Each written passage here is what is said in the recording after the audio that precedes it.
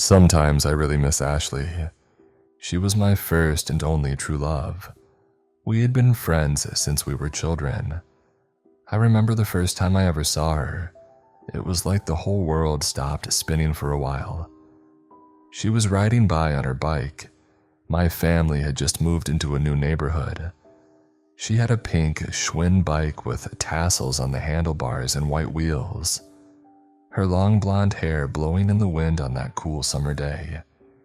I don't think she even noticed me then, but I knew the moment I saw her that she was the girl I was going to marry. When I entered the first grade, I was seated next to her. I could barely hide my excitement. The teacher paired us together to be buddies for the year. Even at that age, I knew that I loved her, and I could tell by the look in her eyes that she loved me back. Our friendship blossomed from the very first time we talked in class. Her and I became inseparable all throughout elementary and middle school.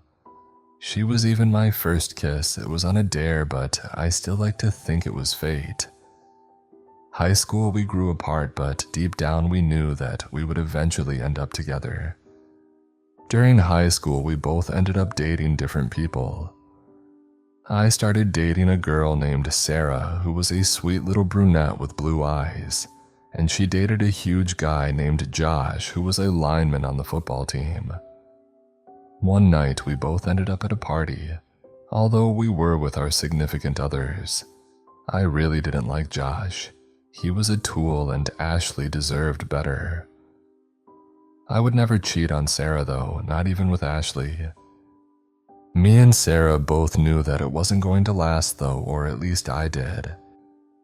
Eventually, both of us ended up just hanging out together while our significant others were with their friends. Ashley seemed down when we were hanging out at the party. She said that she thought Josh was cheating on her and she was going through a pregnancy scare on top of it. I couldn't believe what I was hearing. Josh didn't deserve her, and how could she be pregnant with Josh's kid? She was supposed to be with me. I got mad, really mad. I hunted Josh down and found him hitting on some other girl. I wanted to beat him up so badly, but he was probably about 3 times my size. I decided that the best way to get him back was to humiliate him. I told the girl he was flirting with about Ashley, and she got almost as mad at Josh as I was. We came up with a plan for her to seduce him and tie him up. Then I was going to get pictures of him in his underwear wearing a bondage mask and tied up. I would pass them out at school and ruin his reputation. The plan went off without a hitch, and Ashley and Josh broke up later that week. She also discovered that she wasn't pregnant. Ashley and me were back to being really good friends, but I stayed with Sarah for the time being. I did love Sarah, and I didn't want to break her heart. I just didn't love her like I did Ashley. Sarah and I dated all the way till our senior year of high school, but Ashley was never far from my thoughts. Me and Sarah decided to mutually break up since she was going to school out of state, and we knew that it wouldn't last being so far apart. The summer after I graduated is when my life started finally going all according to fate. Sarah still talked to me occasionally, but it was just casual things. Ashley started to finally come around though, and that's when I was truly happy. We had spent the night over each other's houses as kids, but that ended when we were in middle school. Our parents figured we would start noticing each other then and didn't want anything to happen. I think they knew that deep down we were in love. It wasn't like either of us tried to hide it. Both of us knew, just nothing came of it until that summer. Our parents let us spend the nights over at each other's house again. They figured we were old enough to be responsible. Most of the time it was just like we were kids. One of the nights was different though. We were staying up late like usual, talking about high school when the party came up. She said that she was really grateful for what I did. Nobody had ever done anything like that for her before. She then grabbed my head and kissed me, It felt euphoric. I swear the whole world melted away the moment our lips touched. It was then that we decided we would finally give each other a chance. I like to think of that night as the beginning of the rest of my life. Ashley was the greatest girlfriend I could have ever asked for. She was smart, funny, beautiful, and we had a ton in common. Eventually, I admitted that I loved her from the moment I first saw her when we were just kids. She said she felt the same way and that she never wanted to lose me. I didn't want to lose her either. She was the greatest thing that ever happened to me. We both went to the same college. I majored in criminal justice. Studio art was for her. Both of us were going into completely different fields of work, but that didn't change a thing.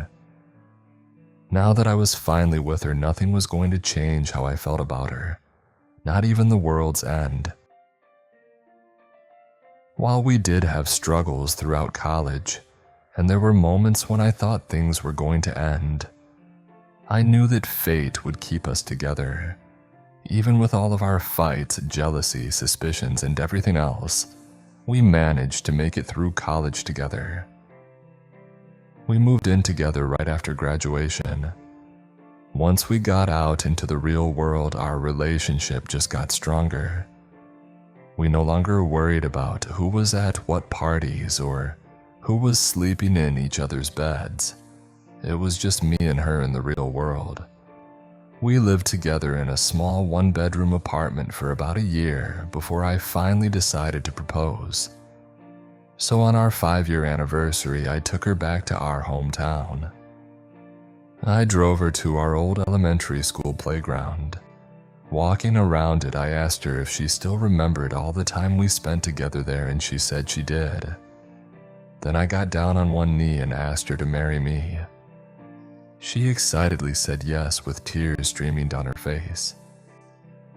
We didn't have much money at the time, so we decided to wait till we could afford our own house, and then after moving there we would get married.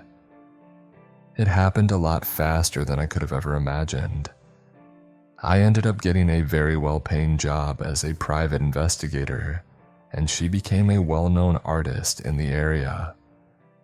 Her artwork sold very quickly, so we both had a steady income within the next few years. We began looking for a house and eventually found one a couple miles outside of the city we were currently living in. In December of 2009, we moved into our very first house and immediately began planning our wedding. While it did put a little bit of financial strain on us, we got married 6 months later. I couldn't have been happier to see Ashley walk down the aisle to meet me at the altar. Our wedding night was incredible as well. I've never felt more passionate about anything than I did that night.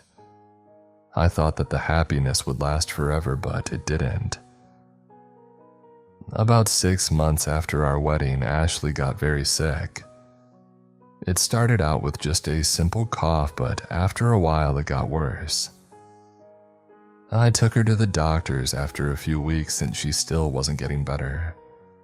The waiting period was miserable. It took several weeks before we got the results back. I wish we never got them. It was cancer.